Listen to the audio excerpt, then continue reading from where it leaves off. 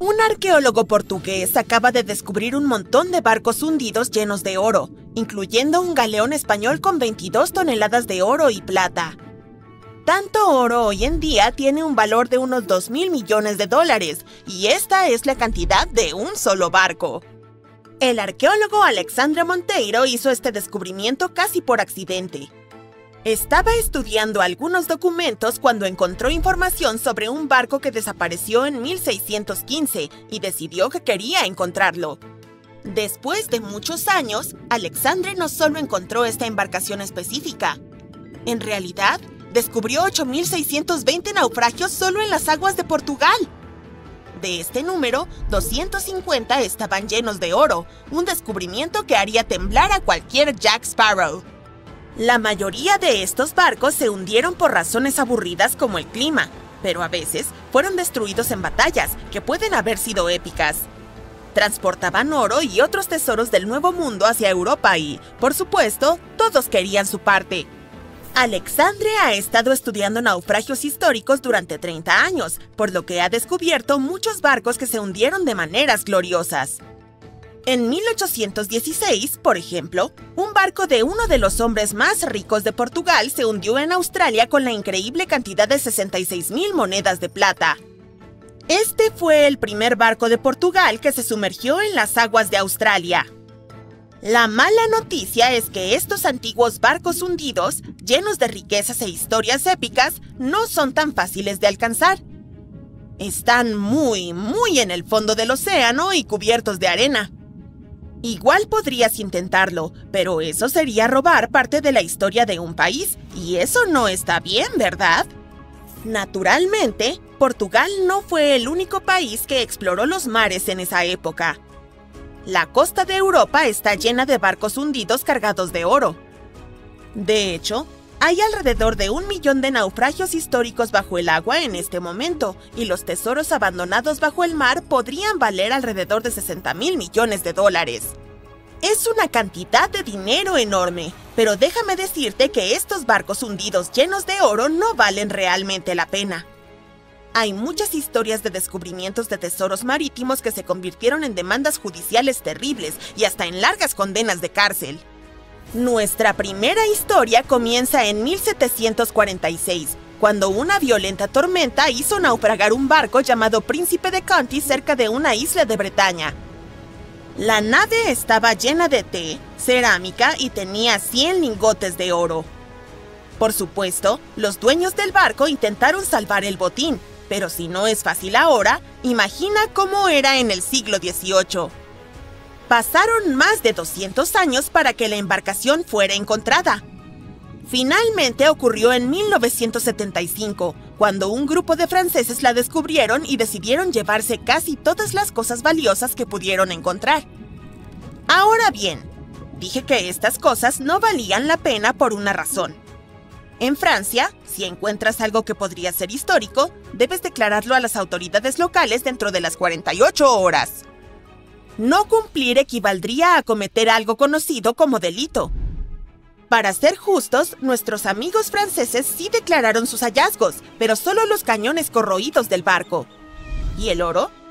Bueno, lo vendieron, obviamente, porque cada lingote de oro vale entre 125.000 y 231.000 dólares. A las autoridades francesas les llevó casi 50 años recuperar el oro robado, y no lo recuperaron todo. Parte de él fue comprado por una pareja de ancianos que vivía en Florida, y el delito es tan grave que fueron acusados de estar relacionados con lavado de dinero, crimen organizado y tráfico de bienes culturales. Los saqueadores también vendieron algunos lingotes de oro a la colección del Museo Británico. Ahora, volvamos a la década de 1850, cuando un vapor llamado SS Central America viajaba de Panamá a California y de regreso. Esto ocurrió durante la fiebre del oro de California, una época en la que 300.000 personas se trasladaron a California para buscar oro. Debido a que la ruta de viaje no era nada sencilla, la gente tenía que transportar su oro en grandes barcos. Aquí es donde entra en escena nuestro amigo el SS Central America. En 1857, el barco tenía a bordo 578 personas y unas 10 toneladas de oro. Muy pocos sobrevivieron, y entre 100 y 150 millones de dólares en oro se hundieron con el barco. Todo esto explica por qué, en 1988, un grupo de inversores de Columbus decidió financiar un proyecto de investigación para encontrar este barco. La investigación fue liderada por un hombre llamado Tommy Thompson. Tommy estaba obsesionado con la idea de encontrar este barco hundido lleno de oro. Le llevó años hallar la ubicación exacta del SS Central America, en especial porque el barco estaba a 2.300 metros bajo la superficie del Océano Atlántico y recuperarlo requería de mucha tecnología sofisticada. Un grupo de 161 inversores financió su aventura, pero no hace falta decir que no lo hicieron por amor. Invirtieron $12.500.000 en este proyecto porque esperaban ganar al menos 10 veces más. Pero como la vida no es todo risas y alegrías, 39 compañías de seguros demandaron al equipo de investigación en cuanto recuperaron el oro. En aquel entonces, cuando el barco estaba operativo, estas compañías aseguraron la carga del SS Central America, y cuando finalmente la carga fue recuperada, más de 100 años después, querían ser indemnizadas. Dijeron que no era su trabajo recuperarlo, pero eso no significa que lo abandonaran. Estos disparates no prosperaron, y el 92% del oro fue entregado al equipo de investigación. La trama se complicó cuando los inversores fueron estafados por nada menos que Tommy Thompson, quien huyó con $4.160.000. También tenía 500 monedas de oro, pero no le ha dicho a nadie dónde están. Casos como este son la razón por la que la mayoría de los países tienen reglas para proteger las propiedades culturales. Y sí, a veces los naufragios pueden ser una propiedad cultural. Obviamente, hay muchos descubrimientos de tesoros marítimos que ocurren sin violar ninguna ley. El SS City of Cairo, por ejemplo, era un vapor que se hundió en 1929 con 2.000 cajas de monedas de plata, con un peso de 122 toneladas. Una empresa llamada Deep Ocean Search recuperó las monedas de una profundidad de 5.200 metros, 1.400 metros más profundo que el Titanic. 34 millones de libras fueron al Tesoro del Reino Unido, y Deep Ocean Search también recibió una parte.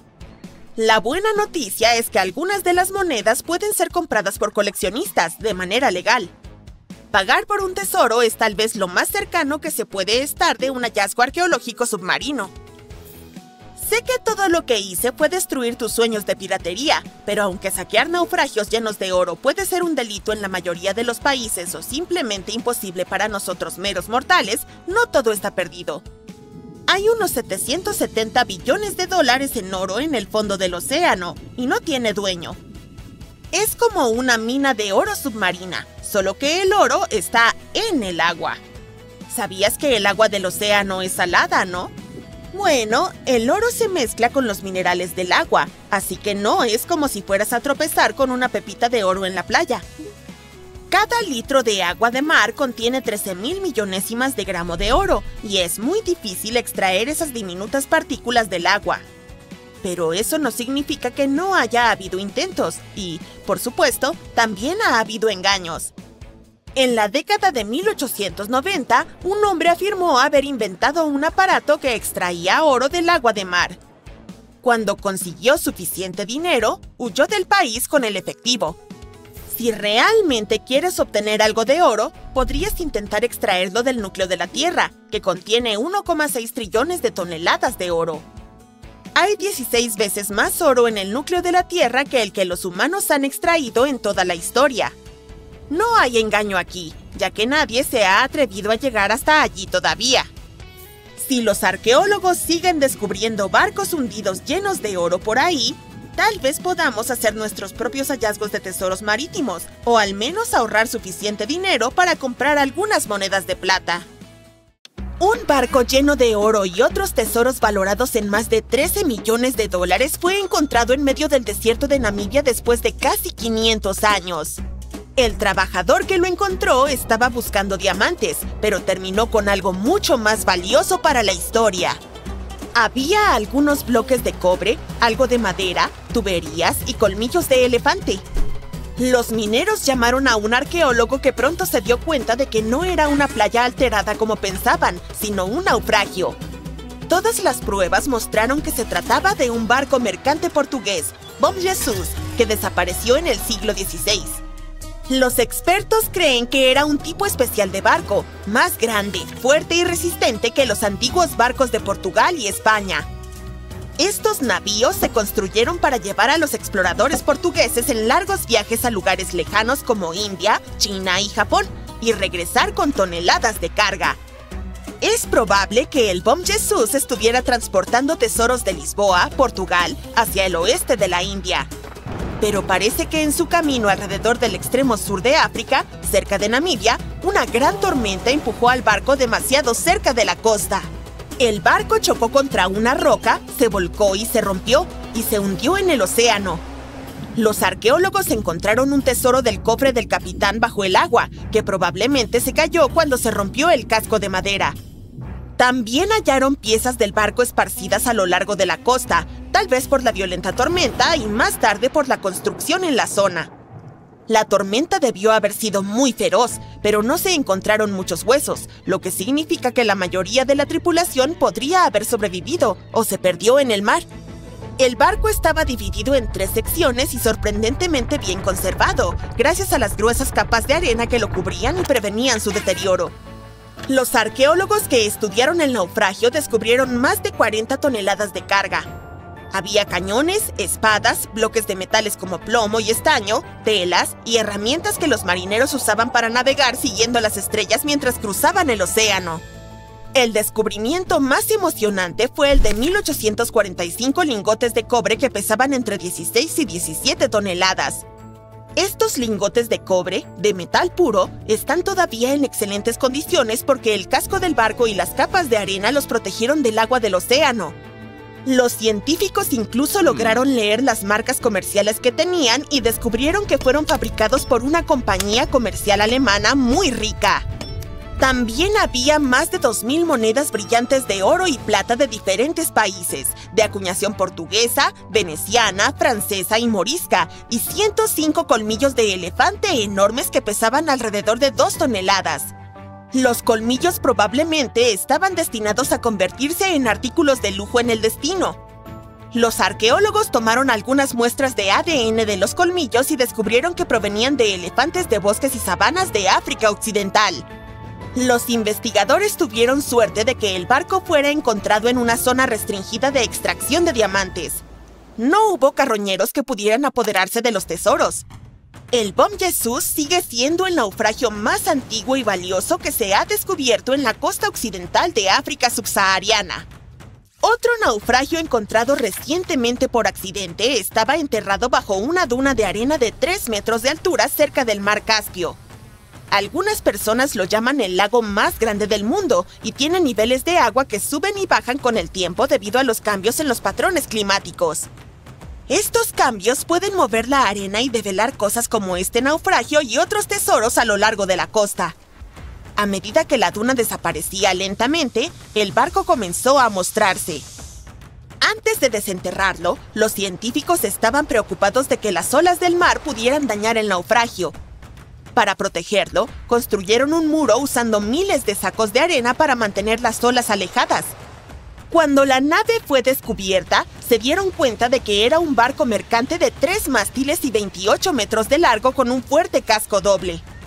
Las muestras de madera evidenciaron que fue construido entre los siglos XVIII y XIX, utilizando árboles como pino silvestre, abeto y alerce de la zona del río Volga o del Cáucaso.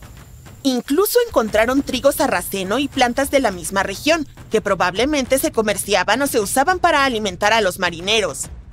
Esto prueba que el barco era parte de un grupo de naves mercantes que antiguamente navegaban por el mar Caspio. Un pescador aficionado, Gürkan Gürbüz, que estaba a 6 metros bajo el mar frente a la costa de Turquía, notó algunos restos metálicos enormes. Tenía una cámara submarina, así que hizo tomas del descubrimiento y las llevó a los científicos. Ellos inmediatamente comenzaron una investigación y descubrieron que debía ser un naufragio de las primeras décadas del siglo XX. Podría ser uno de los barcos del Imperio Otomano que tenían la importante misión de entregar suministros, pero desapareció sin dejar rastro. Los científicos obtuvieron permiso para estudiar en detalle este naufragio del Mar Negro con el fin de aprender más sobre sus misterios. Esperan encontrar los documentos del astillero para obtener algunas respuestas, ya que el barco en sí está en condiciones terribles y es complicado trabajar con él. Unos robots submarinos que pertenecen a una empresa de petróleo y gas notaron cientos de ánforas antiguas intactas en el lecho marino del Mediterráneo Oriental. Los expertos piensan que esas jarras tienen 3.300 años. Esto convierte el hallazgo en el naufragio más antiguo en aguas profundas. Probablemente, las jarras se usaban para almacenar aceite u otros productos agrícolas como frutas. Esto demuestra que las personas que hicieron estas ánforas organizaron el comercio marítimo y poseían increíbles habilidades de navegación. Parece que los antiguos marineros lograron atravesar el mar Mediterráneo sin tener una línea de vista a ninguna costa. Todo lo que podían ver era el horizonte, por lo que debieron haber usado el sol y otras estrellas para orientarse. Frente a las costas de Sicilia, a unos 6 metros bajo la arena y la roca, unos arqueólogos encontraron un naufragio tan antiguo que no están seguros de qué materiales se usaron para construirlo. Creen que el barco es del siglo V o VI a.C., lo que significa que tiene más de 2.500 años. Este antiguo barco no estaba solo. Los investigadores también encontraron 2 anclas de hierro en forma de T invertida de alrededor del siglo VII de nuestra era y 4 anclas de piedra de tiempos prehistóricos en las cercanías. Uno de los anclajes de piedra estaba roto y podría haber tenido piezas de madera unidas para ayudarlo a sujetarse al fondo marino. Descubrieron que el barco en sí fue construido usando solo la técnica de sobrecasco. Las tablas de madera del barco estaban conectadas tan firmemente que podían soportar la embarcación por sí solas, con vigas añadidas solo para hacerla más fuerte. Lamentablemente, el casco de madera del barco es muy frágil ahora porque unas pequeñas criaturas marinas que comen madera lo han dañado con el paso de los años. Los científicos están siendo muy cautelosos mientras lo estudian para asegurarse de que no se desintegre. Este descubrimiento es de gran relevancia porque fue construido durante una época en la que Sicilia era sumamente importante para el comercio. En ese entonces, los griegos y los púnicos estaban tratando de tomar el control de los mares mucho antes de que Roma se convirtiera en el gobernante del Mediterráneo. Al estudiar este barco, los científicos esperan aprender más sobre cómo las personas viajaban y comerciaban en esos tiempos antiguos. Otro naufragio, esta vez frente a la costa de Kenia, podría ser del último viaje de Vasco da Gama. Este explorador portugués fue el primer europeo en llegar a la India por mar alrededor del Cabo de Buena Esperanza. Unos pescadores locales descubrieron el naufragio en cuestión en 2013. Cuando un arqueólogo submarino vino a investigar, encontró algunos tesoros en el lugar: colmillos de elefante y valiosos lingotes de cobre.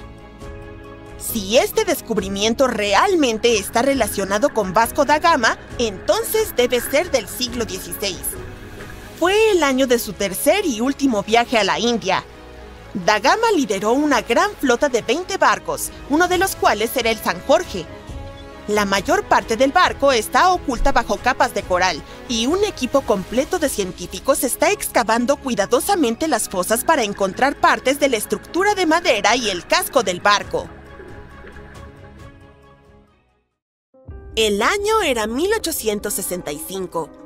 Fue un auge de migración a nivel mundial, con nuevos lugares descubiertos y muchos asentamientos creados.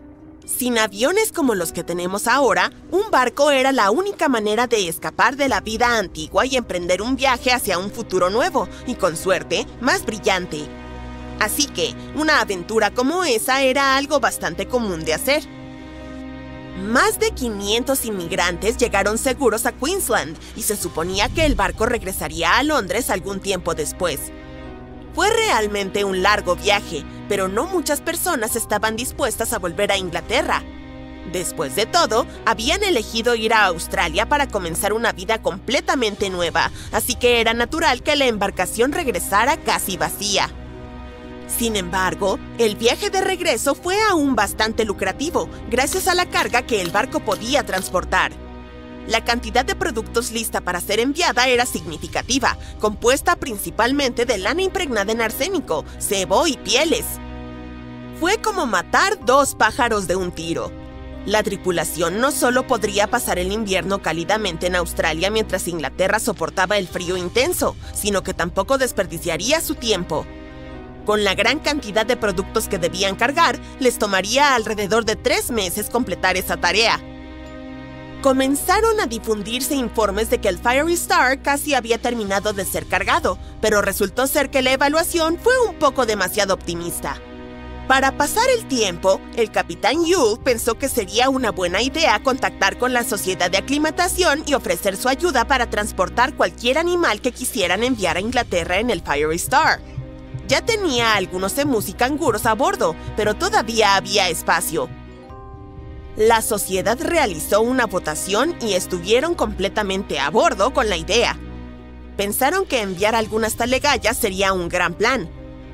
Aunque ya había algunas de estas aves en Inglaterra, la sociedad francesa necesitaba un par y podían enviarlas allí a través de Inglaterra. Pero el equipo no sabía que toda esa carga, todos los productos que estaban dispuestos a vender en Inglaterra, finalmente conduciría a la destrucción del barco.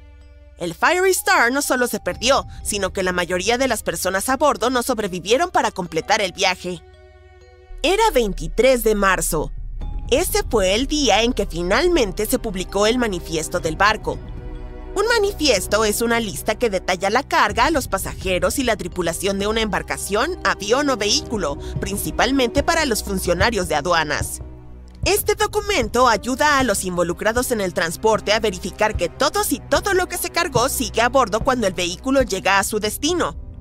Una vez que se publica, significa que el barco está casi listo para zarpar. Había 3 formas posibles de acomodar a los pasajeros. Primero, estaba el saloon, el nombre anticuado para la primera clase. Luego, estaba la segunda cabina, que lógicamente era la segunda clase. Finalmente, estaba la tercera clase, la forma más barata de alojamiento para pasajeros en un barco. A finales del siglo XIX y principios del siglo XX, muchas personas viajaron desde sus tierras natales a América del Norte y Australia en busca de un nuevo comienzo. La mayoría de ellos eran pobres y tenían fondos limitados para viajar. En total, había 8 personas en el saloon, otras 8 en la segunda cabina y solo 21 pasajeros en tercera clase. De los 37 pasajeros, solo uno, John Ormond, salió con vida. Él compró un boleto para la tercera clase. Así que, a diferencia de la situación del Titanic, en este caso, la clase no importó realmente. La lista de miembros de la tripulación no era tan detallada como la de los pasajeros. Se sabía que, en total, había alrededor de 55 personas en la tripulación, desde marineros aptos hasta miembros del equipo simplemente llamados muchachos. Pero algo me dice que la tripulación no era realmente tan importante para el capitán. En realidad, todo lo que le importaba era ganar tanto dinero como fuera posible, incluso si eso requería que se transportaran toneladas de carga peligrosa e inflamable. De los más de 50 miembros de la tripulación, solo 17 sobrevivieron a ese viaje. Pero hubo en realidad un miembro de la tripulación más que sobrevivió por accidente, simplemente porque no le dejaron subir a bordo. Sarah Johnston se disfrazó de hombre y planeó colarse en el barco. Sin embargo, algo en su apariencia hizo que el capitán sospechara, así que llamó a la policía y le pidió a Sarah que abandonara el barco porque no quería que se produjera ningún comportamiento inmoral. Bueno, le salvó la vida. Para él, ese fue su último viaje. El capitán, W. Hunter Yule, era aparentemente una verdadera celebridad. Ya tenía un historial de haber desembarcado inmigrantes de manera segura el año anterior, así que aparentemente no había motivo para preocuparse. El viaje prometía ser seguro. El velero Fiery Star zarpó de Moreton Bay rumbo a Londres. Los pasajeros ocuparon sus lugares. La carga ya había sido embarcada. La lista completa era sorprendente. Además de toda la lana, cebo, algodón, cueros y cuernos, también había 6 cajas de arrurús y varios otros bultos. Y no podemos olvidar los animales que el capitán también llevó a bordo. El 1 de abril de 1865, el Fiery Star estaba lejos, pero aún era observable al este mientras se dirigía hacia el Océano Pacífico. Esta fue la última información disponible hasta el 26 de mayo, cuando surgieron las noticias de su destrucción desde Brisbane. El diario del oficial en jefe William Sargent reveló que el Fiery Star tardó 12 días en alcanzar el extremo sur de Nueva Zelanda, lo cual sucedió el 11 de abril de 1865. El viaje iba bien hasta que el 17 de abril los mares agitados destruyeron 2 botes largos. El 19 de abril, un fuerte olor a humo alertó al capitán. Al revisar, encontró la bodega inferior completamente llena de humo debido a un incendio alimentado por la carga inflamable del barco. Las escotillas fueron cerradas de inmediato para intentar contener las llamas, pero al día siguiente, el calor y el humo tóxico obligaron a los pasajeros a salir de sus camarotes. George Mayber fue uno de los afortunados sobrevivientes. Era el ingeniero del barco y recordó los caóticos eventos del 20 de abril, cuando el capitán Yude y la mayoría de la tripulación y los pasajeros intentaron evacuar en medio del mal tiempo. Alrededor de las 6 de la tarde, el barco comenzó a llenarse de agua y, sin mucho aviso, el capitán Yude, 4 miembros de la tripulación y algunas pasajeras se subieron a un bote salvavidas y zarparon. El siguiente bote, dirigido por el segundo oficial, el señor Adio, era un gig, seguido de un jollyboat abarrotado. Por último, había un bote central que apenas era apto para navegar, con 2 hombres que sacaban agua constantemente para mantenerlo a flote. El plan era que las embarcaciones permanecieran cerca del Fiery Star durante la noche y se dirigieran hacia las Islas Chatham a la mañana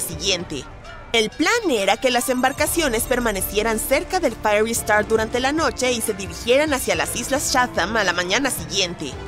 Pero al amanecer del 21 de abril, los 4 botes habían desaparecido sin dejar rastro.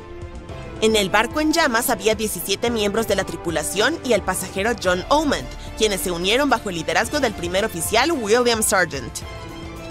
Durante 5 días y noches, George Mayber estuvo bombeando agua sobre el fuego sin descansar. Se ofreció voluntariamente a bajar por la escotilla de proa con una cuerda alrededor y un pañuelo sobre la boca. Descubrió que el palo de trinquete se había quemado a lo largo de unos 18 centímetros y el lado de babor estaba gravemente dañado, por lo que parecía una cáscara vacía. Agotado, regresó en busca de aire fresco, pero luego volvió a descender junto al intendente Marshall para acceder a un tanque de agua. No pudieron abrir la tapa, y mientras George se arrastraba sobre las pieles, sintió que se hundía. Cuando llegaron a la cubierta, se desplomaron por el cansancio. La carga había sido destruida por el fuego y el humo, y el calor en la cubierta era insoportable. La tripulación sobrevivía con raciones limitadas y pollos enjaulados, utilizando cada pedazo de madera disponible, incluidos los de los chiqueros, para las bombas. Los cerdos angustiados corrían descontrolados bajo el calor. Se construyó una balsa, pero era demasiado débil para el mar abierto. Dormir era esquivo, y la tripulación había perdido todo, con solo esperanzas de llegar a tierra o encontrarse con otro barco. Finalmente, el Dauntless apareció y envió un bote salvavidas. El capitán Moore subió a bordo del Fiery Star el 12 de mayo y, tras evaluar la situación, coincidió en que la tripulación no podía hacer más. Embarcaron en el Dauntless a las 4 de la tarde. Presenciaron cómo el Fiery Star sucumbía a las llamas a las 11:30 de la noche. Fue una escapada por los pelos. En una agradable noche de verano del 30 de agosto de 1892, un magnate naviero, Peter G. Minch, llevó a su familia de crucero por el lago Superior. Viajaban en el Western Reserve, que se suponía que era uno de los barcos más seguros de su época. Estaba hecho de un tipo de acero parecido al utilizado para construir el Titanic y terminó con un destino trágico similar. El barco se partió en 2 y fue encontrado recién 132 años después, en 2024. El barco de vapor de 90 metros fue el primer carguero revestido de acero en los Grandes Lagos. Un periódico lo llamó el Galgo de Interior, por la rapidez en la que cortaba las aguas. Peter G. Minch era el propietario e inventor de esta embarcación, que había sido construida 2 años antes en Cleveland. En la noche de su último viaje, el barco partió hacia Two Harbors, Minnesota. Minch llevó a 5 de sus familiares, su esposa, sus 2 hijos, su cuñada y su sobrina. A bordo también había 22 miembros de la tripulación. Fue un viaje agradable y tranquilo mientras navegaban por el lago Hurón. Poco después de que dejaron Whitefish Bay, el lago se volvió indomable y la tripulación tuvo que echar anclas por un tiempo. Más tarde, esa noche, al entrar en el lago superior alrededor de las 9, una violenta tormenta de verano apareció con vientos poderosos y olas rompientes. Entonces el desastre. El barco comenzó a partirse en dos. En solo 10 minutos el Western Reserve estaba completamente bajo el agua. Todos lograron subir a los botes salvavidas. La familia Minch, con algunos miembros de la tripulación, tomó el de madera y las 10 personas restantes se metieron en el de metal. Pero la tormenta fue tan brutal que el bote de metal se hundió de inmediato y solo unos pocos lograron subir al otro bote salvavidas. El segundo bote flotó durante las siguientes 10 horas. Un barco de vapor pasó cerca, pero no notó ni escuchó a las personas que pedían ayuda. Alrededor de las 7 de la mañana siguiente, el bote salvavidas llegó a estar a 1,5 kilómetros de la costa de Deer Park, Michigan. Estaban tan cerca de estar a salvo, pero tristemente el bote salvavidas también se volcó y todos acabaron en el agua helada. El único sobreviviente de esta tragedia fue Harry Stewart, de 24 años, el timotel del barco. Nadó más de 1 kilómetro a través de las aguas heladas y logró llegar a la orilla, casi inconsciente pero vivo. Más tarde mencionó que sobrevivió gracias a una chaqueta de marinero de tejido grueso y ajustada. El Western Reserve estuvo perdido durante más de 100 años, hasta que un par de exploradores decididos finalmente lo localizaron. Pasaron más de 2 años buscando sin descanso los restos en la península superior de Michigan. Darryl y Dan Ertel encontraron el barco utilizando un sonar de barrido lateral que abarca 0,8 kilómetros a cada lado. Un día vieron un pequeño punto en el lado izquierdo del escaneo. Era pequeño, pero Darryl midió la sombra, notó que tenía unos 12 metros de altura y se dio cuenta de que debía ser algo importante. Así que dieron la vuelta y escanearon directamente sobre el punto. Vieron escotillas de carga y parecía que el barco se había partido en dos, con una mitad encima de la otra en una posición casi imposible. Cada pieza medía alrededor de 45 metros de largo y una vez que comprobaron el ancho, supieron con certeza que acababan de encontrar el legendario Western Reserve.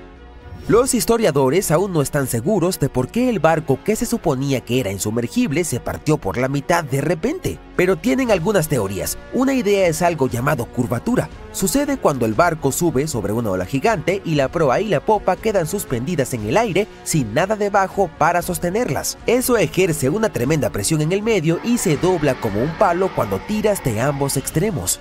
Otra razón plausible tiene que ver con el acero del que estaba hecho el barco. En aquel entonces, el acero era el nuevo y más popular sustituto del hierro. Sin embargo, el control de calidad no era perfecto. Algunas placas de acero no se fabricaron adecuadamente, lo que pudo haber ocasionado un punto débil significativo en el casco del barco. También existe la posibilidad de que el barco no tuviera suficiente lustre, que es el peso utilizado para mantener la estabilidad, o quizás no estaba bien equilibrado.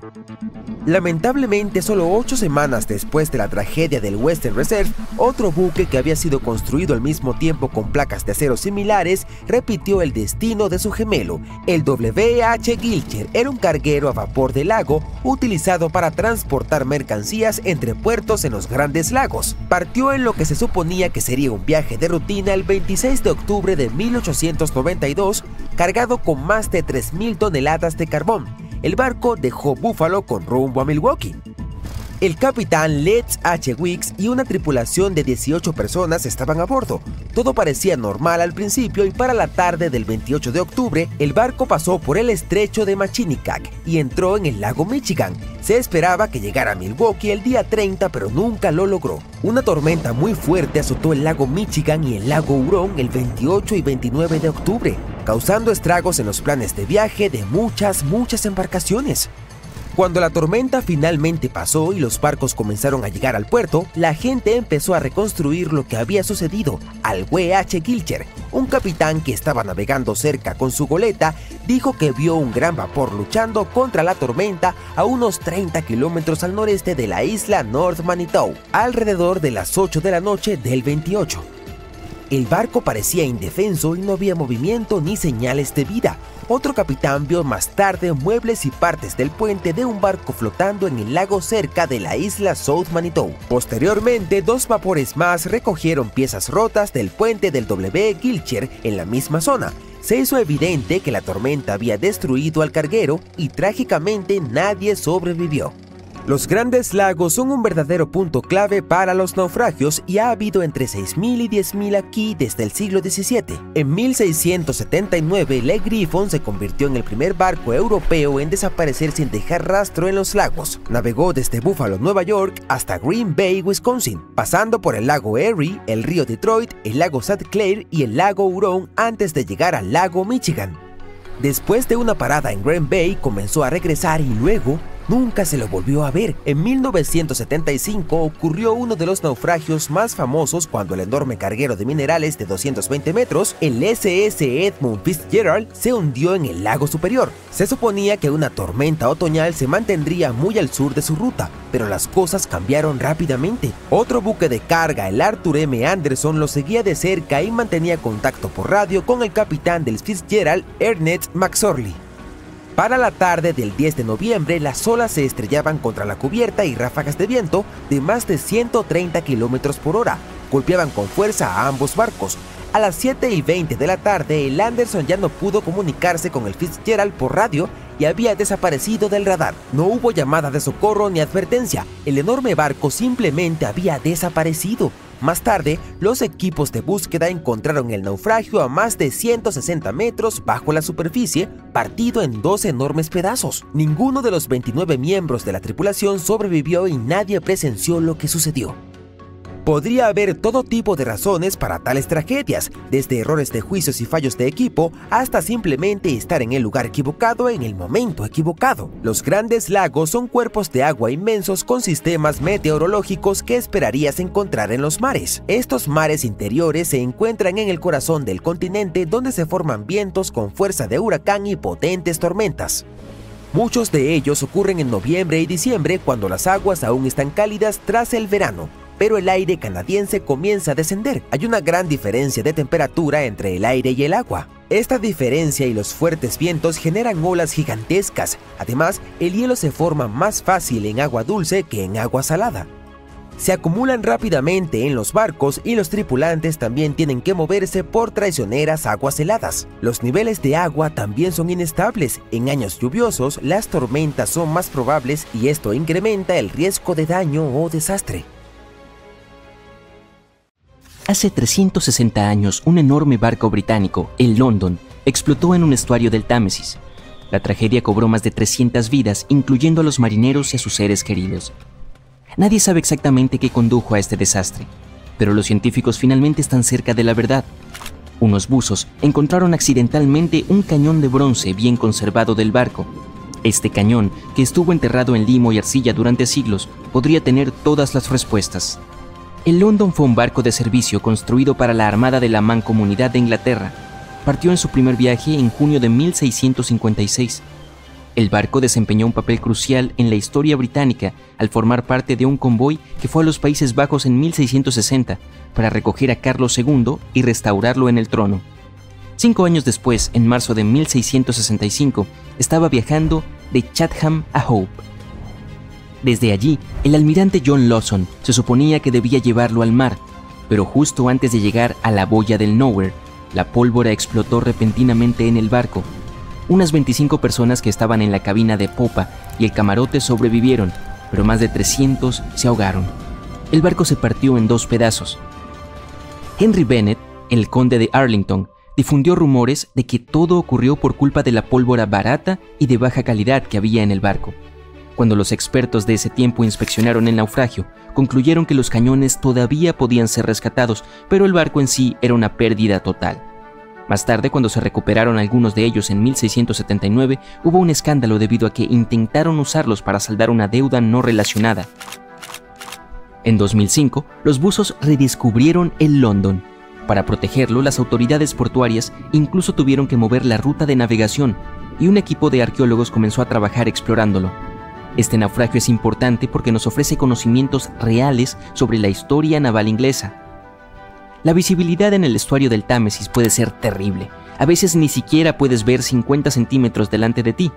Trabajar en el sitio también es muy difícil porque está en un entorno de mareas complicadas y en una vía marítima muy transitada, donde enormes barcos de carga pasan constantemente. Así que cuando de repente apareció un cañón clavado en el barro, significaba que las condiciones tenían que ser absolutamente perfectas. Los expertos creen que el hallazgo es de la era de la Commonwealth, fundido entre 1656 y 1657 y tiene un tamaño mediano de unos 2,5 metros de largo. Formaba parte de un conjunto especial hecho específicamente para el London y se colocó en la cubierta inferior del barco. Cada cureña de cañón del London era única, ya que todos sus cañones provenían de diferentes países y periodos de la historia naval. Los cañones grandes eran muy raros y extremadamente caros de fabricar, ya que requerían toneladas de bronce o hierro y debían ser fundidos individualmente. Por eso, la Marina a menudo tomaba cañones de barcos rivales capturados, viejos naufragios o buques retirados del servicio. El nuevo hallazgo es una de las pistas que podrían ayudar a los científicos a resolver el misterio de la tragedia de Londres. Hasta ahora también han encontrado zapatos de cuero, piezas de instrumentos, herramientas de madera, cuerda y una brújula. Para ellos, todos estos artefactos son como piezas de un rompecabezas. Aún no tienen suficiente evidencia para estar seguros, pero parece que tanto la pipa como las velas podrían haber sido fuentes de llamas que desencadenaron una explosión mayor. Algunos trabajadores hicieron otro hallazgo asombroso en una cantera inundada en el sureste de Inglaterra, a unos 100 kilómetros al sureste de Londres. Tropezaron con los restos de un barco raro de la época isabelina, a cientos de metros de la costa más cercana. Encontrar un barco de finales del siglo XVI es un gran acontecimiento porque muy pocos navíos de esa época han sobrevivido.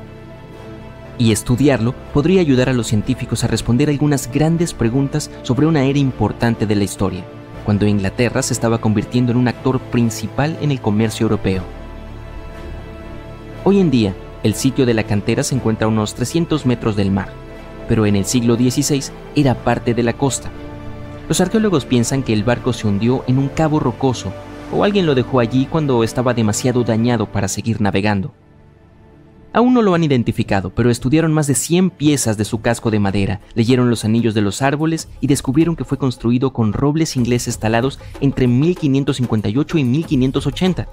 En esa época, el norte de Europa estaba cambiando del antiguo método clinker, donde las tablas se superponían como escamas de pescado, al estilo Carvel del Mediterráneo, en el que las tablas eran lisas y se unían entre sí, clavadas a un bastidor interno. La madera vieja se suele pudrir rápidamente cuando está expuesta al aire o al agua. Pero si está enterrada bajo una capa gruesa de lodo o limo sin oxígeno, puede sobrevivir durante siglos, y eso es exactamente lo que ocurrió aquí. El equipo está utilizando escáneres láser y fotografía digital para documentar todo sobre el naufragio. Una vez que terminen su investigación, planean volver a enterrar las maderas bajo el limo en el lago de la cantera, para que el barco pueda permanecer allí seguro por muchos siglos más. En Noruega, un equipo de arqueólogos encontró un barco en un lugar aún más inesperado. En un campo llano, hay una colina llamada Montículo Gjell. En realidad es un enorme monumento funerario que los mismos vikingos construyeron. El agricultor, que es dueño del campo, quería cavar algunas zanjas de drenaje, pero primero necesitaba que los expertos revisaran si había algo importante bajo tierra. Los arqueólogos utilizaron un georradar de alta resolución, acoplado a un vehículo similar a un tractor. Al escanear el campo, descubrieron que estaba lleno de montículos funerarios. Al menos 8 nuevos que nadie había encontrado antes, y debajo de uno de los montículos, el radar captó el contorno de un barco. En la época de los vikingos, los barcos eran extremadamente valiosos, por lo que solo los enterraban con personas muy importantes. Los científicos solo han encontrado 3 entierros de barcos en toda Noruega, y este es el primero nuevo en años. El equipo cree que este barco es de la época vikinga, probablemente entre los años 500 y 1000 después de Cristo. Y como el túmulo funerario que lo cubría se aplanó con el tiempo, el barco ahora está a solo medio metro debajo del suelo, muy cerca de la superficie. Mide cerca de 20 metros de largo y el radar mostró que partes como la quilla y las tablas del suelo están preservadas. Los arqueólogos planean explorar más utilizando herramientas no invasivas para no dañar nada por accidente. Si es necesario, comenzarán una excavación. Muy lejos de Noruega, en el desierto de Namibia, un minero en busca de gemas encontró accidentalmente un naufragio legendario de casi 500 años de antigüedad. Los trabajadores llamaron a un arqueólogo para examinarlo y pensaron que debían ser los restos de un buque mercante portugués, el Bom Jesus, que había desaparecido misteriosamente en el siglo XVI. El Bom Jesus había partido de Lisboa cargado de tesoros con destino a India, pero en algún lugar del extremo sur de África, una tormenta brutal lo arrojó contra la costa de Namibia. El barco se estrelló contra las rocas, se desintegró y desapareció bajo las olas. Cuando los arqueólogos exploraron el naufragio, encontraron partes del barco esparcidas por la costa y enterradas bajo una gruesa capa de arena, lo que en realidad salvó a los restos de pudrirse. Incluso descubrieron tesoros, más de 40 toneladas de carga que se habían derramado del cofre del capitán bajo el agua cuando se rompió el casco. Había cañones, espadas, telas, herramientas que los marineros usaban para navegar guiándose por las estrellas y, lo más importante de todo, 1845 lingotes de cobre, piezas sólidas de metal que pesaban en total entre 16 y 17 toneladas. Los científicos pudieron incluso leer las antiguas marcas comerciales estampadas en los lingotes y revelaron así que fueron hechos por una rica compañía comercial alemana. Y luego estaba el gran premio, más de 2.000 toneladas de oro y plata de todo el mundo: Portugal, Venecia, Francia y los estados moros, además de 105 colmillos gigantes de elefante que pesaban cerca de 2 toneladas. Los colmillos probablemente iban camino a convertirse en artículos de lujo como joyas y finas tallas. Pruebas de ADN mostraron más tarde que el marfil provenía de elefantes del bosque y la sabana del oeste de África. Sin embargo, no encontraron muchos huesos, lo que significa que la tripulación o bien logró escapar o se perdió para siempre en el mar. Hay un tramo de agua que incluso los exploradores más experimentados temen. No importa en qué temporada elijas cruzarlo, corres el riesgo de encontrarte cara a cara con olas que pueden alcanzar la altura del letrero de Hollywood. Estoy hablando del pasaje de Drake, la vía marítima que conecta el Océano Pacífico con el Atlántico, extendiéndose desde el Cabo de Hornos en el extremo sur de Sudamérica hasta las Islas Shetland del Sur en la Antártida. Es tan ancho como la distancia de Londres a Berlín y puede tardar hasta 48 horas en cruzarse. Algunos marineros comparan llegar al otro lado con ir a la luna, así de desafiante es. Incluso el hombre que lo descubrió, Sir Francis Drake, nunca navegó por estas aguas porque le parecían demasiado peligrosas y optó por un paso más tranquilo aunque más largo, el Estrecho de Magallanes. El pasaje cobró la vida de alrededor de 20.000 marineros y más de 800 barcos. Los turistas que desean ver la Antártida cruzan el pasaje de Drake con regularidad, aunque todavía se considera la travesía oceánica más aterradora del mundo. La península antártica a donde van los viajeros en realidad no forma parte de la Antártida misma. Se extiende y apunta hacia Sudamérica como dos dedos casi tocándose. El agua se aprieta entre estas dos masas de tierra y genera fuertes corrientes oceánicas. El paso es parte de la corriente circumpolar antártica, la mayor corriente oceánica del mundo. El agua fluye a través del pasaje a una velocidad de entre 95 y 150 millones de metros cúbicos por segundo, lo que la hace muy turbulenta. Además, hay vientos que usualmente soplan de oeste a este y son muy fuertes entre los 40 y 60 grados de latitud. Por eso esas zonas son llamadas los 40 rugientes, 50 furiosos y 60 aulladores. La tierra desacelera los vientos, razón por la cual las tormentas que llegan a Irlanda y al Reino Unido se debilitan al moverse hacia el este. Pero la latitud de Drake es el único lugar donde los vientos pueden soplar alrededor de la Tierra sin ser detenidos por la Tierra, por lo que siguen acelerándose.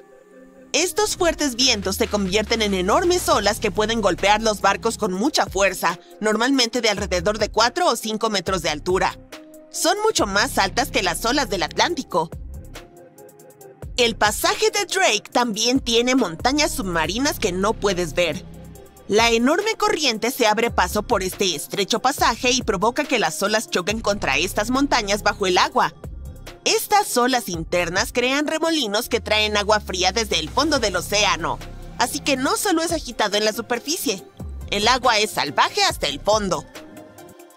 El primer marinero que logró navegar alrededor del Cabo de Hornos y a través del pasaje de Drake fue un holandés, Wilhelm Schouten, en 1616. Pero el intento más famoso de cruzarlo fue llevado a cabo por Sir Ernest Henry Shackleton en su barco llamado Endurance. Él y 27 de sus hombres partieron desde Georgia del Sur con el objetivo de llegar a la bahía de Bassel en la Antártida. Pero las cosas no salieron como planeaba. El 19 de enero de 1915, su barco se quedó atascado en el hielo y en octubre comenzó a hundirse. Acamparon en hielo flotante durante 2 meses antes de navegar en botes salvavidas a un lugar remoto y helado llamado Isla Elefante. Shackleton y 5 hombres hicieron un viaje arriesgado hacia Georgia del Sur para buscar ayuda. Les llevó 15 días cruzar el paso Drake con vientos huracanados. Finalmente llegaron a salvo y organizaron un rescate para el resto de la tripulación. Los científicos encontraron el pecio del Endurance recién en 2022, a 3.000 metros bajo el agua. En diciembre de 2019, 6 valientes atletas decidieron cruzar el pasaje de Drake remando un bote por primera vez en la historia. Les llevó 12 días de remo continuo, con una rotación de remeros cada 90 minutos. Lo lograron, y probablemente fue la manera más difícil posible de cruzar el pasaje. Los atletas mencionaron que estaba frío, mojado y sucio, y las olas los golpeaban como muros. El clima en el pasaje de Drake cambia mucho, pero los capitanes de barcos siempre pueden preverlo y rotar su rumbo. Pueden adelantar la hora de salida para tener un margen de seguridad y no quedarse atrapados en medio del pasaje en las peores condiciones.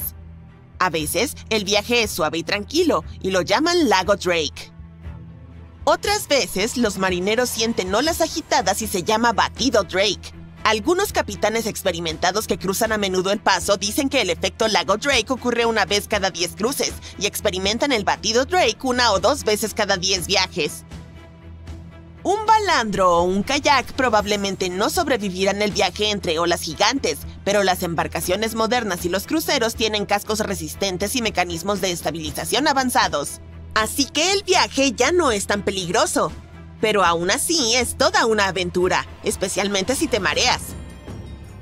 Si no te apetece arriesgarte, pero deseas viajar del Océano Pacífico al Océano Atlántico por agua de manera rápida, el Canal de Panamá te está esperando. La gente comenzó a pensar en crear un pasaje acuático a través de Panamá en el siglo XVI. En aquel entonces, un explorador español descubrió que solo un delgado tramo de tierra separaba los 2 océanos. Pero parecía imposible construirlo debido a las montañas y la densa jungla, por lo que la idea tuvo que esperar un par de siglos. Finalmente, en 1880, Francia, liderada por el hombre que concretó el Canal de Suez en Egipto, intentó construir el canal. Pero las personas que comenzaron la construcción pronto descubrieron que era mucho más difícil de lo que parecía en el mapa. La tierra de Panamá era uno de los lugares más difíciles y peligrosos para cavar una gran vía acuática. Los trabajadores tenían que mover literalmente enormes montañas en una jungla llena de serpientes, donde hacía muchísimo calor y llovía intensamente. Durante la temporada de lluvias, las fuertes precipitaciones convertían los ríos en rápidos salvajes y empapaban a los trabajadores. A veces, no veían el sol por 2 semanas y sus ropas permanecían mojadas todo el tiempo. Grandes rocas caían y diminutos mosquitos que portaban malaria enfermaban gravemente a la gente. Y luego sucedió un terremoto. Estaban perdiendo miles de personas.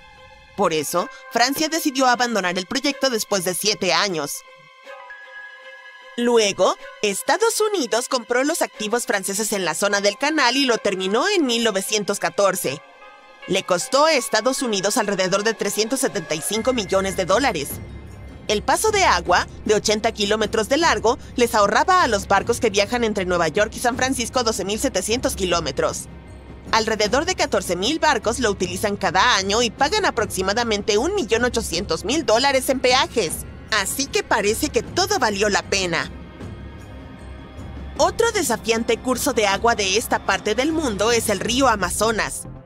Tiene aproximadamente 7.000 kilómetros de largo, fluye a través de 3 países y más de 30 millones de personas viven en su cuenca. Pero no hay ni un solo puente que lo cruce. El río tiene muchos pantanos y suelos blandos, por lo que los ingenieros deberían construir puentes muy largos y cimientos muy profundos, lo cual cuesta mucho dinero. Construir puentes sobre aguas profundas es complicado, pero en otros lugares del mundo, los ingenieros pueden utilizar cosas como plataformas flotantes para ayudar. El cauce del río y los niveles de agua cambian mucho durante el año. En la estación seca, de junio a noviembre, el río suele tener entre 3 y 9 kilómetros de ancho. Pero en la temporada de lluvias, de diciembre a abril, el río puede llegar a medir hasta 48 kilómetros de ancho y el nivel del agua puede subir hasta 15 metros. Por eso no se pueden construir puentes flotantes ni pontones. Las riberas están compuestas de tierra blanda que se mueve y se erosiona con las estaciones, lo que hace las cosas aún más difíciles. Tendría que ser un proyecto absolutamente único para superar todos estos desafíos. Por suerte, no hay una necesidad urgente de un puente sobre el Amazonas en este momento. El río mayormente atraviesa zonas poco pobladas, por lo que no hay tantas carreteras principales que necesiten ser conectadas por puentes. Hay un barco a la deriva en algún lugar del océano sin tripulación. La última vez que alguien lo vio fue hace más de 50 años. Su historia recuerda a la del holandés errante, una embarcación destinada a navegar eternamente y a traer desgracia a quien la vea en el mar, o al menos eso dice la leyenda. Pero a diferencia del holandés errante, el SS Baichimo fue definitivamente real. Este fue construido para una compañía alemana en Hamburgo y comenzó como un barco de carga común. Comenzó a comerciar suministros entre Hamburgo y Suecia en el mar Báltico a partir de 1914. Tenía un potente motor de vapor y un casco hecho de acero. Unos años después pasó a ser propiedad británica. Luego, en los años 20, una compañía canadiense lo compró por alrededor de $18,000, una cantidad de dinero enorme en aquel entonces. El nuevo propietario, la compañía de la bahía de Hudson, utilizó activamente el barco durante varios años. Frecuentemente lo enviaban en viajes desde su puerto base en Escocia hacia Siberia, Alaska, el Yukón y los territorios del noroeste. También navegaba por el canal de Panamá e incluso por el canal de Suez, llevando a bordo pieles de animales para la venta. A veces también transportaba pasajeros. Había completado 9 viajes exitosos antes de que esta racha de buena suerte llegara a su fin. A partir de la década de 1930, el SS Baichimo comenzó a tener problemas con el hielo y las tormentas. Cuando quedó atrapado por primera vez en el hielo en octubre de 1931, algunos de los tripulantes lograron escapar hacia Alaska.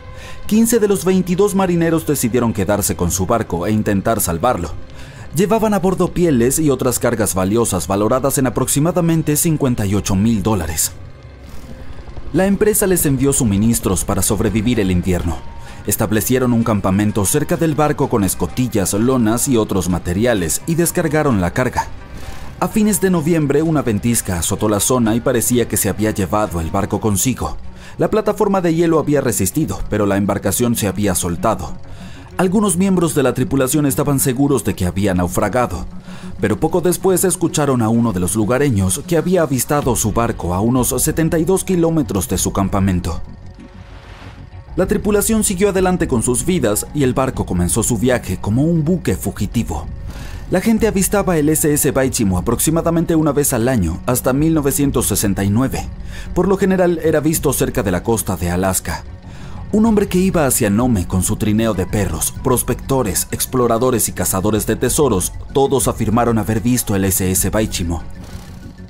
Alguien intentó abordarlo y llevarlo al puerto, pero terminó varado en él durante días debido al terrible clima.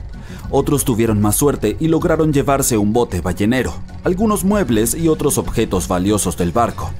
Aquellos que se acercaron a él vieron que estaba dañado y le faltaba la hélice.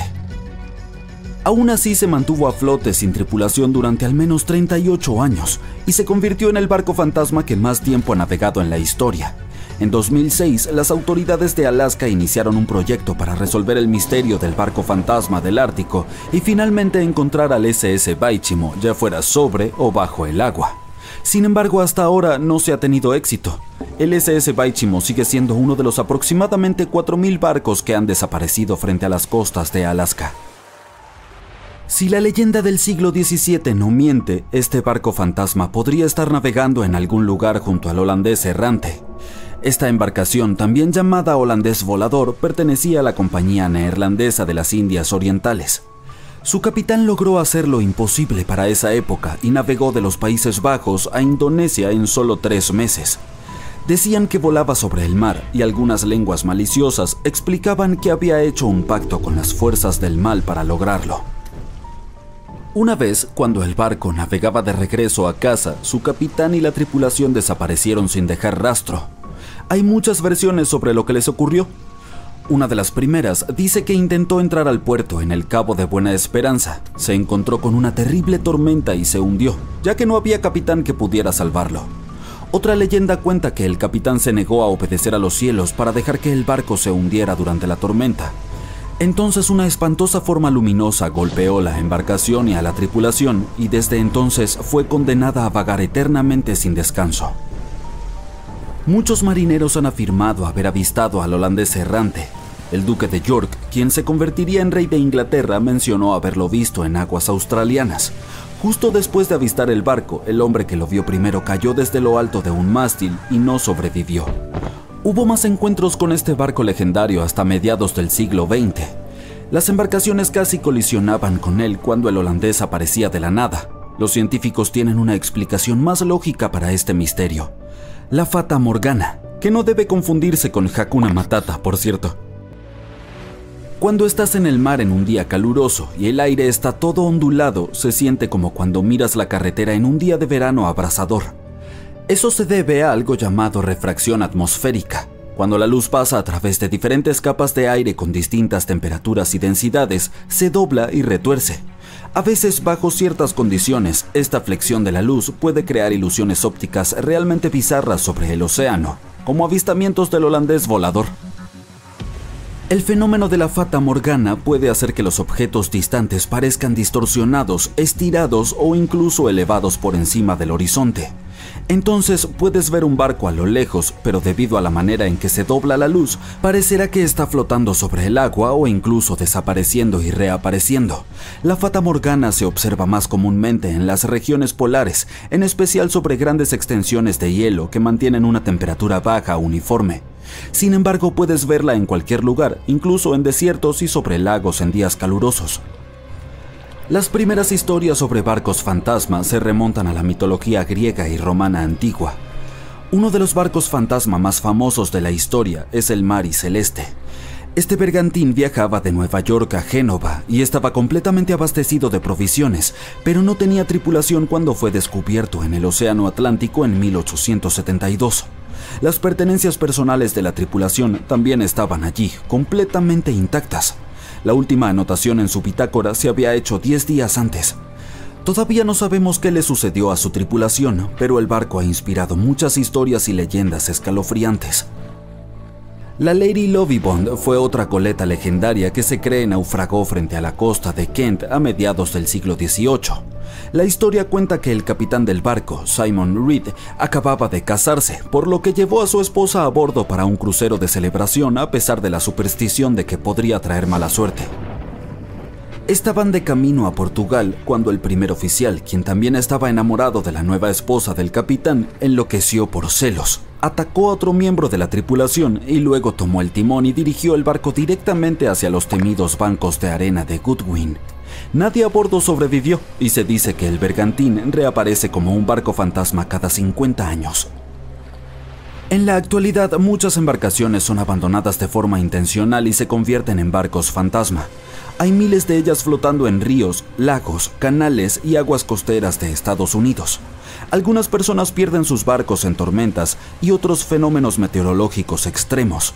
Otras deben abandonarlos porque mantenerlos puede costar el 10% del precio de la embarcación. Además, el amarre de un barco puede sumar varios miles de dólares cada año. Muchas embarcaciones son construidas con fibra de vidrio, por lo que un propietario no puede simplemente reciclarlas como chatarra. Por lo tanto, cuando quieren deshacerse de ellas, a menudo las amarran a un muelle y se escabullen, las dejan flotando lejos de la costa o intentan hundirlas. Pero este es peligroso, por decirlo menos. Cuando los barcos fantasmas se hunden en aguas poco profundas, pueden causar daños a los arrecifes de coral, manglares, humedales, hábitats de ostras y zonas pantanosas. Además, pueden colisionar con embarcaciones regulares sin esperarlo y causar problemas reales. Así que no abandones tu barquito. Ya está dicho. A principios del siglo XX, en algún lugar de la costa de África Occidental, un buque de vapor alemán abandonaba el puerto. De repente, el tiempo empeoró.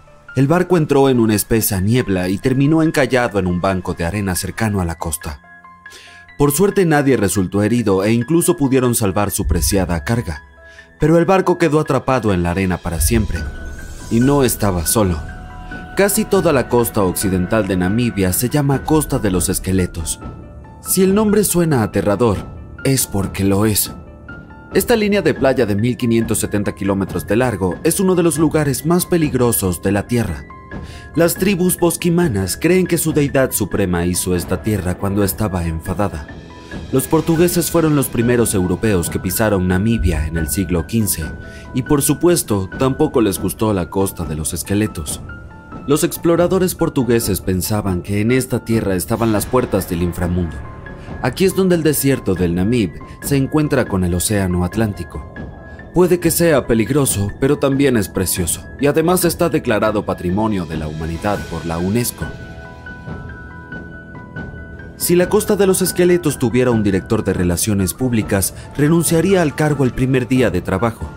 La zona no es precisamente apta para turistas, debido a su geografía y su historia. Bajo la arena y las olas hay una corriente marina secreta que acecha a los navegantes desprevenidos. Se llama Corriente de Benguela. Fluye a lo largo de la costa de África.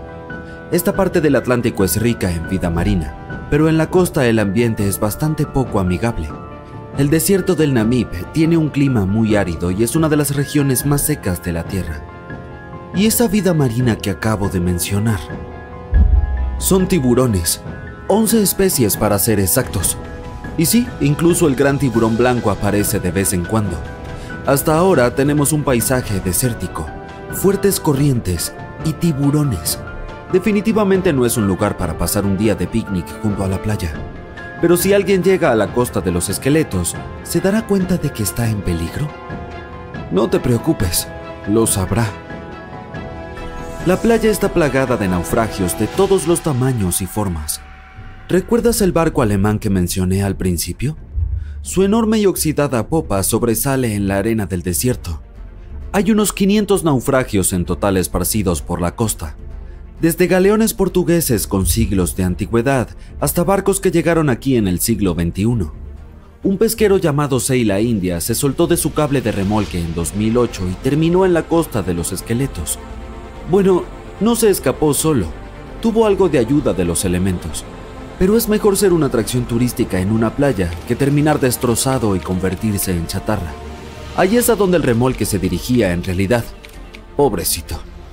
El habitante más famoso de la costa de los esqueletos es el Dundee Star. Este carguero británico encalló aquí en 1942.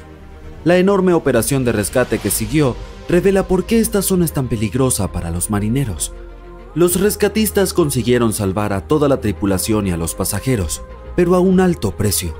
En el proceso se perdieron un avión y un remolcador. El último de los rescatistas tardó 2 meses en regresar a Ciudad del Cabo, Sudáfrica. ¿Por qué? Un vistazo al mapa de la región revela la razón. Existe un interminable mar amarillo, la arena. Aquí hay muy pocas carreteras, así que es difícil llegar a la costa de los esqueletos por tierra. También hay obstáculos legales. Se necesita un permiso especial para transitar por esta zona. Pero los esqueletos del nombre no solo se refieren a barcos, también representan huesos de animales. La mayoría pertenecían a ballenas y focas. Muchos animales se han adaptado a este hábitat, así que leones y hienas recorren las costas en busca de comida. Bueno, ahora también tenemos leones hambrientos, como si los tiburones no fueran suficientes. Otros animales con residencia temporal en la costa de los esqueletos son elefantes, guepardos, leopardos y jirafas.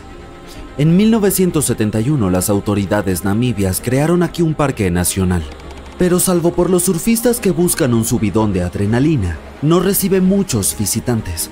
Se entiende por qué. El desierto del Namib es el más antiguo del mundo y tampoco es muy turístico. Quienes viajen a la región deben llevar protector solar y una chaqueta de invierno. Una combinación extraña, ¿verdad?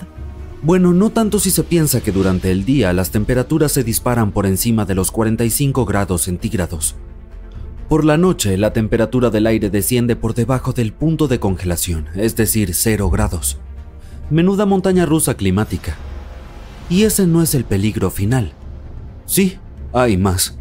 ¿Recuerdas cómo se perdió aquel barco alemán en la espesa niebla? No fue un hecho aislado. Debido al clima de la región, la niebla aparece con frecuencia. Los marineros deberían taparse los oídos, pero esta niebla es buena para la fauna. Es su única fuente de agua en el desierto del Namib. Los reptiles y mamíferos se han adaptado a este duro clima y utilizan la menor cantidad de agua posible. Arenas movedizas, niebla espesa, fuertes corrientes, leones y tiburones. No es lo que se suele poner en los folletos turísticos, pero la Costa de los Esqueletos no es la única playa del planeta en la que no querrías pasar tus vacaciones. Te llevaré a Cape Tribulation, en Australia. La zona abarca unos 48 kilómetros cuadrados en el noroeste del continente, pero no es seca como la Costa de los Esqueletos. Forma parte de la selva tropical de Daintree. Aquí es la selva y no el desierto la que se encuentra con el océano. La playa de Cape Tribulation parece sacada de una postal, pero las apariencias engañan. ¿Australia? ¿Otra vez tiburones? No. Aquí te esperan cocodrilos si decides darte un chapuzón en el mar. Son cocodrilos de agua salada, a los que se llama saltis. Es un bonito apodo para un reptil tan peligroso. Pero no están solos. La fauna parece tener un problema con los visitantes. De octubre a junio, las aguas que rodean Cape Tribulation se llenan de medusas de caja, también llamadas avispas de mar. Su veneno afecta al sistema cardiovascular humano. Si un nadador es tocado por una medusa, no tendrá tiempo de llegar a tierra para pedir socorro. El vinagre ayuda a neutralizar la picadura, por lo que conviene llevar una botella de repuesto en el equipaje. Los cocodrilos y las medusas suenan peligrosos, pero hay otro animal del que debes cuidarte. Se trata del jabalí. Puede sonar gracioso, pero no te reirás cuando te persiga uno por la playa. En Australia viven 21 millones de jabalíes. Son activos sobre todo de noche, lo que aumenta aún más el peligro de que uno de ellos se lance sobre ti en la oscuridad. La mejor defensa es correr en círculos. Los jabalíes no cortan bien las esquinas, probablemente por eso no son muchos los que se dedican a las carreras. Cape Tribulation te tiene reservado un último peligro y no es un animal. Aquí hasta los árboles conspiran contra los visitantes. El árbol urticante tiene ese nombre por una buena razón. Si intentas agarrar una de sus hermosas bayas rojas, se defenderá. Sus púas son como pequeñas esquirlas de cristal. El efecto desagradable que producen en la piel dura un mes. Luego está el arbusto de la espera. Pero, ¿quién llama así a estas especies? Esta larga enredadera tiene pinches que te agarran y no te sueltan. Son tan fuertes que pueden tirar a un humano de un caballo. Tendrás que esperar a que alguien pase y te salve de este espinoso asaltante. Si estabas a punto de tachar esta playa australiana de la lista de vacaciones, espera un momento. Aquí el turismo está en auge. Las autoridades han restringido el acceso a todas las zonas peligrosas. Los visitantes se bañan en cascadas de ensueño rodeados de una exuberante vegetación. Incluso hay cuerdas para columpiarse. Esta sí que es una playa en la que uno puede relajarse. Como marinero experimentado y primer hombre en navegar sin escalas por su cuenta alrededor de Norteamérica y Sudamérica, Matt Rutherford ha visto muchas cosas durante sus travesías, pero sin duda se destaca lo que presenció en 2013 mientras navegaba por las aguas del Atlántico con su colega. A unos 1.300 kilómetros de la costa de las Bermudas, no muy lejos del famoso Triángulo de las Bermudas, observaron un barco que parecía moverse solo. Las velas no estaban izadas y el motor no funcionaba. Los marineros decidieron comprobar si había alguien que necesitara ayuda a bordo, así que se acercaron al misterioso barco. Una vez allí, se dieron cuenta de que no había ni un alma viva a bordo. Rutherford empezó a grabar para documentar su descubrimiento. El barco parecía tan abandonado que esperaban encontrar cosas terroríficas en su interior, pero eso no detuvo a Rutherford en su búsqueda. La nave, que resultó llamarse Wolfhound, parecía lujosa y probablemente costaba cientos de miles de dólares. Era bastante extraño encontrarla flotando sola en medio del océano. Parecía que quien la había abandonado se había ido con prisa. Había ropa y otros efectos personales en la cabina principal. Algunas partes del techo se habían caído y algunos cajones se habían abierto. Los valientes marineros decidieron remolcar el barco fantasma de vuelta a las Bermudas. No fue fácil. porque el Wolfhound era más grande y pesado que su barco. Luego de varios días en el mar, la tripulación se estaba quedando sin combustible y le pidió a un carguero que pasaba por allí que se detuviera para echarles gasolina. Siguieron tirando del Wolfhound hasta que el cabo de remolque se enredó en el timón y se dieron cuenta de que podían quedar varados en el Triángulo de las Bermudas, así que tuvieron que abandonar el barco.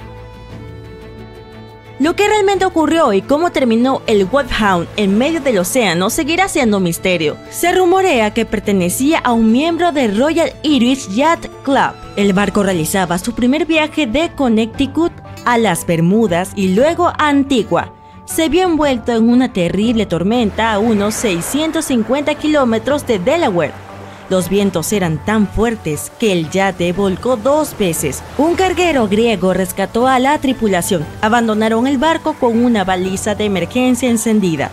Los tripulantes rescatados afirmaron que vieron que la nave se hundía, lo que no hace sino añadir más preguntas a la historia. ¿Cómo volvió a la superficie? ¿Tiene algo que ver el Triángulo de las Bermudas? El propio Cristóbal Colón informó acerca de la extraña actividad de la brújula en esta misteriosa zona cuando se dirigía al Nuevo Mundo. A pesar de las historias de más de 50 barcos y 20 aviones desaparecidos en la zona, sigue siendo una de las rutas marítimas más transitadas del mundo. Algunos escépticos creen que este dato resuelve el misterio del Triángulo de las Bermudas. Podría tener sentido, porque cuanto más transitada es la zona, más accidentes ocurren. Pero claro, no es el número de desapariciones lo que hace que el lugar sea tan misterioso, sino la falta de explicaciones y los restos perdidos para siempre. El primer barco confirmado que desapareció en el Triángulo de las Bermudas fue el USS Pickering.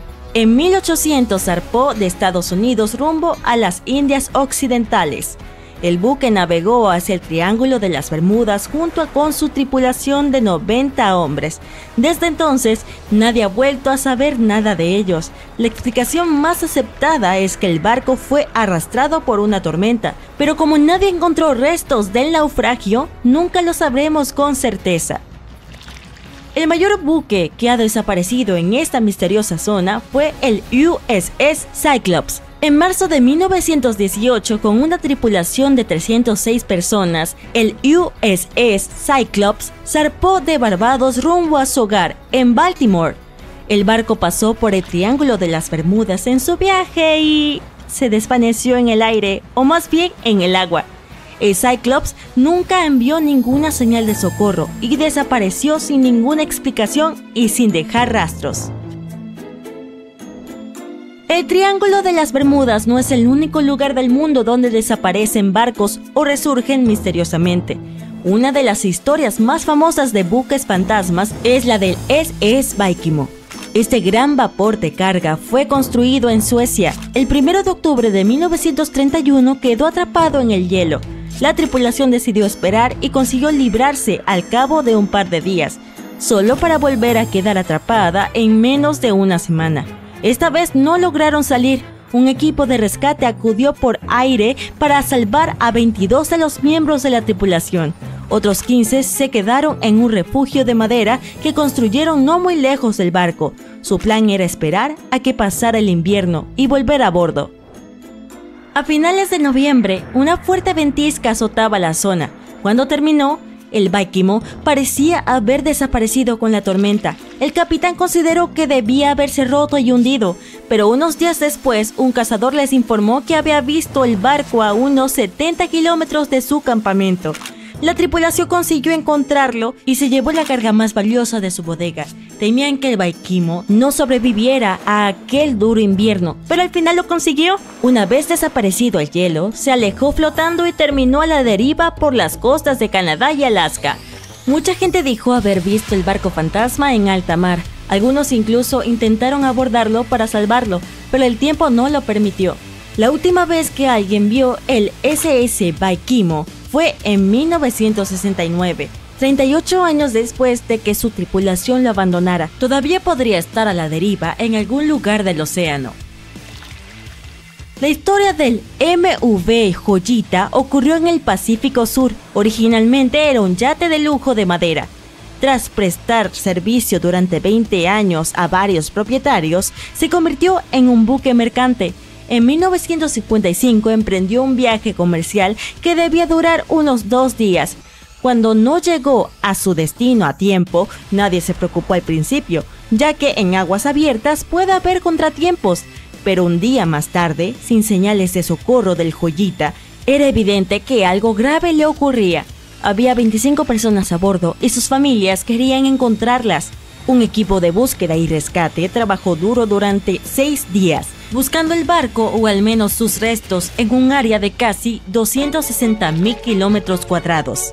Es decir, 1,5 veces más grande que Florida. Lamentablemente la misión tuvo que regresar sin ningún resultado. Parecía que el Joyita había desaparecido sin dejar rastros. Un mes más tarde, otro buque mercante avistó al Joyita a la deriva en el océano, a kilómetros y kilómetros de su ruta original, y ninguno de los tripulantes o pasajeros estaban a bordo. La carga también había desaparecido. Los botes salvavidas tampoco estaban, así que la gente debió escapar del barco con la esperanza de salvarse.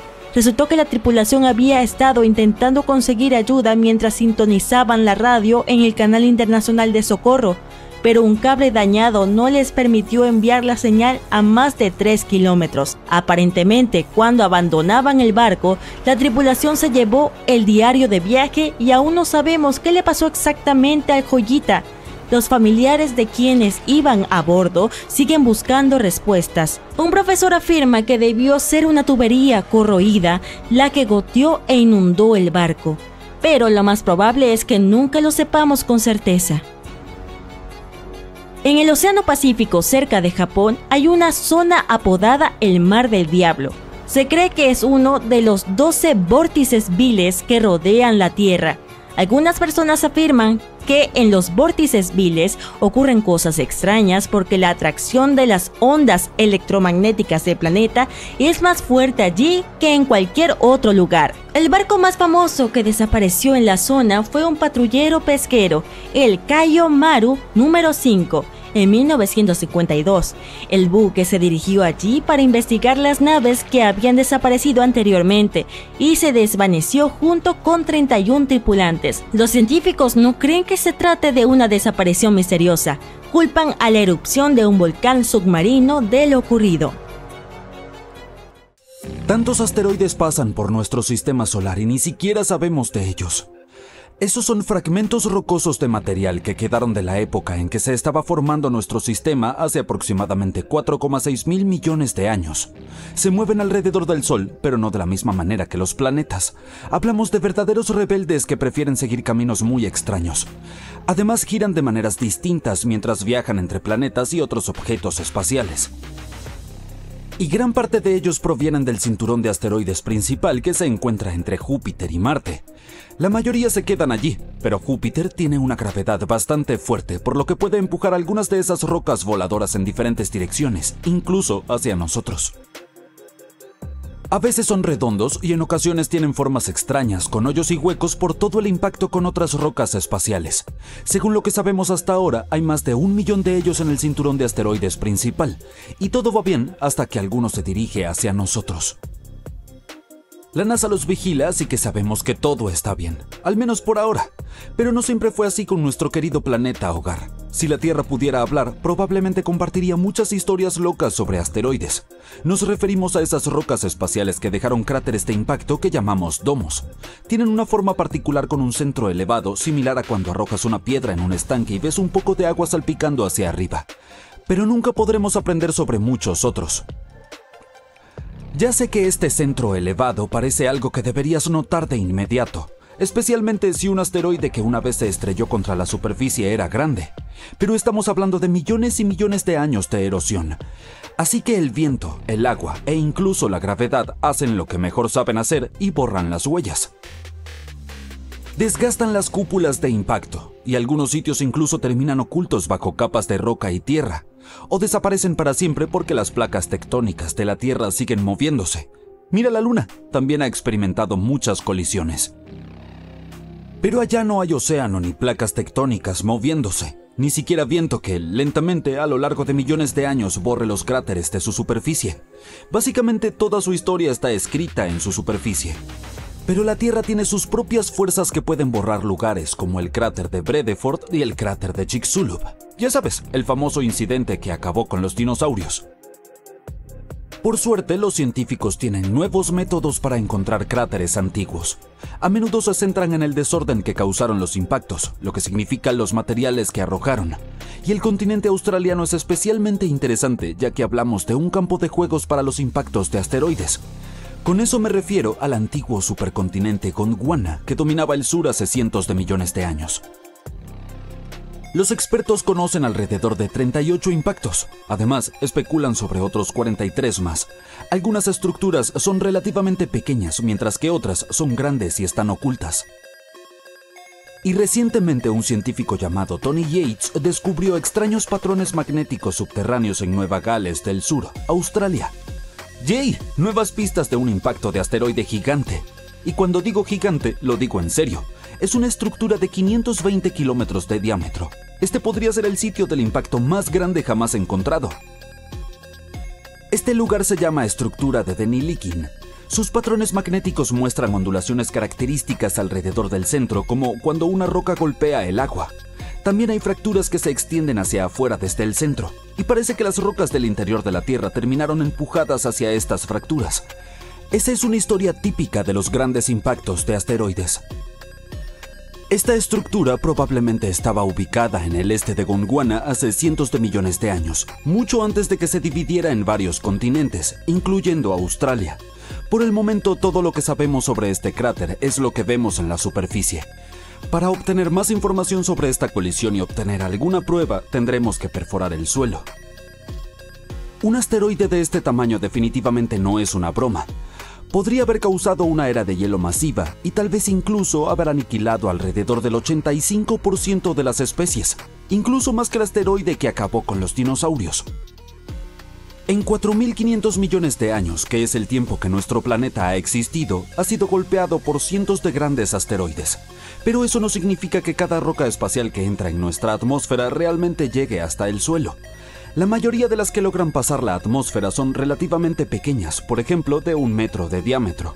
Eso es bueno para nosotros porque cualquier roca espacial de menos de 25 metros de diámetro probablemente no logrará atravesar la atmósfera de nuestro planeta. Como estas rocas espaciales se acercan a nosotros muy rápido, calientan los gases en la atmósfera, los cuales las queman. Por cierto, una vez que los intrusos cósmicos entran en nuestra atmósfera, se convierten en meteoros. Y en la mayoría de los casos no causan mucho daño, si es que causan alguno al caer.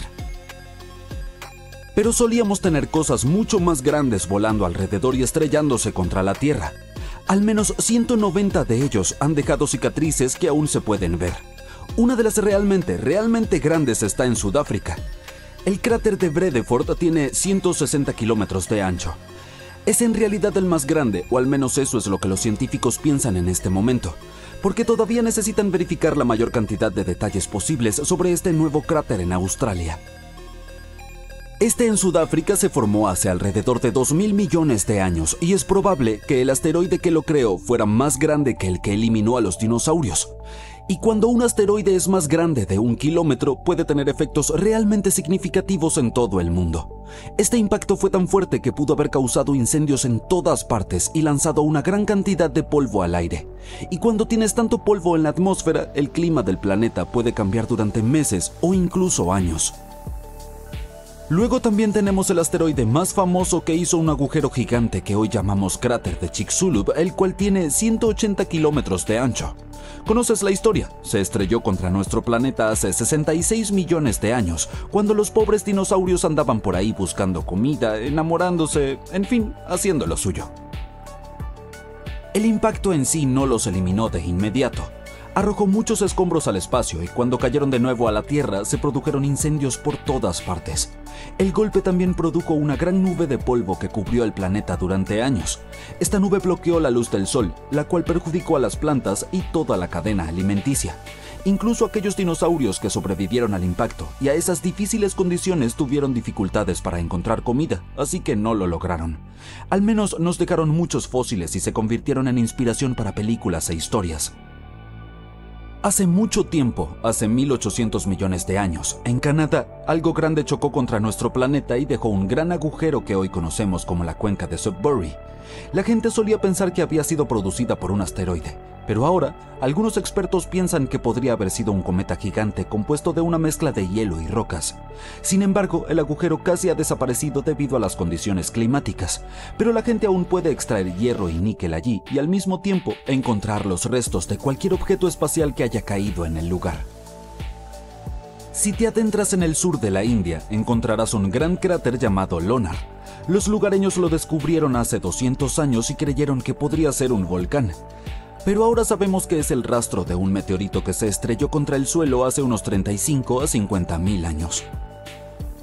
Lo especial de este cráter es que es el único conocido que se formó en un tipo de roca llamado basalto. Alrededor de él hay colinas cubiertas de árboles y animales como pavos reales y gacelas viven allí. A las aves también les gusta visitar el lago cercano al cráter durante el invierno. Y el lago en sí mismo es bastante interesante también. Puede volverse rosa debido a todos esos diminutos organismos que viven allí, pero este cambio de color no dura mucho.